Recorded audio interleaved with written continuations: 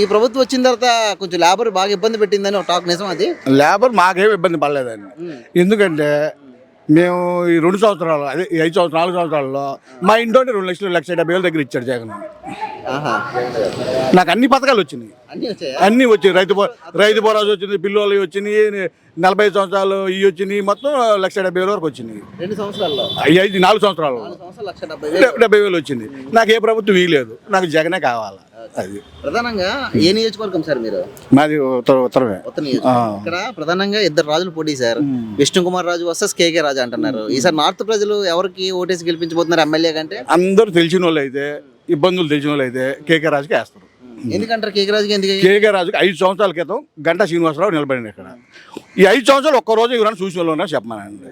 కేకే రాజు ప్రతిరోజు ఒక్క నియోజక, ఇప్పుడు ఈ సెంటర్లో తిరిగితే ఎక్కడో ఒక సందులో కనపడతాడు అతను, ఏదో ఒక సందులో కనపడతాడు ప్రతిరోజు.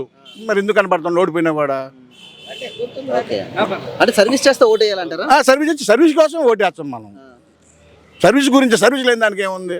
ఇవాళ ఏదో ఓటుకి ఒక 10,000 5,000 బాధ్యంగి ఓటేసేసి ఇంకా తర్వాత జిల్లాలో కొనుక్కునే దానికి అవసరం లేదు కదా. 10,000 తీసుకోవడం తప్పే మంది, ఆ 10,000 తీసుకోవడం తప్పే, ఓటేయడం తప్పే. కానీ 10,000 ఊరికే వచ్చాక తీసుకుంటారు. ఇంకా ఈ డబ్బులు తీసుకుని వాళ్ళు కూడా పని చేయరు. కూటమి అంటున్నారు, 3 పార్టీలు కలిసి ఉన్నాయి అంటున్నారు, కాబట్టి ఖచ్చితంగా కేకే టఫ్ అవుతుంది అనేది ఒక అభిప్రాయం సార్. విష్ణు కుమార్ రాజు ఏమని చెప్తారు? తప్పు అయినా మాత్రం గెలిచేది అతనే. తప్పు ఎలాగవుద్ది చెప్పండి?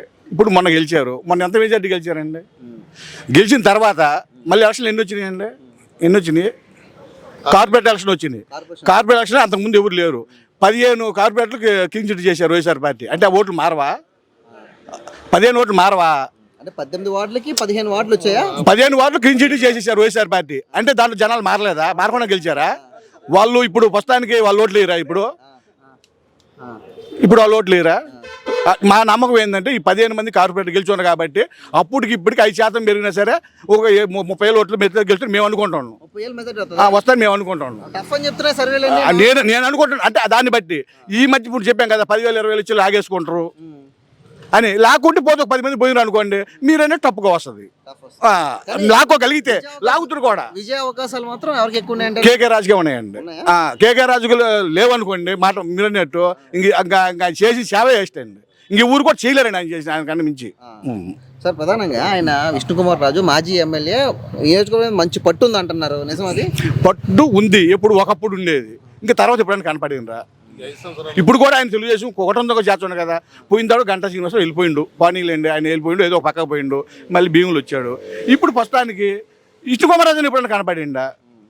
ఇప్పుడు కరోనా టైంలో ఉంది, ఎవరైనా వాళ్ళు కేకే రాజు తాలూకోలు తిరిగిండ్రా, వాళ్ళు ఎక్కడైనా తిరిగిండ్రా? ఇవన్నీ కేకే రాజుకి అడ్వాంటేజ్ అండి. మేము అనుకునేది అది. నా వరకు డెవలప్మెంట్ ఎలా ఉందండి? కేకే రాజు డెవలప్ చేశాడా? కేకే రాజు డెవలప్మెంట్ చేయలేదంటే ఇప్పుడు నేను వచ్చి ఇప్పటికి ఇక్కడ 30 సంవత్సరాలు వైజాగ్ వచ్చి నేను ఈ రోడ్లు కానీ ఈ పార్కులు కానీ ఇప్పటికి నేను చూడలేదు. డివైడర్ అంటే తెలుగుదేశం వాళ్ళు వేసుకున్నారు, వాళ్ళు వేసుకున్నారు. తెలుగుదేశం వేయలేదు అని అనలేదు, వాళ్ళు వేసుకున్నారు.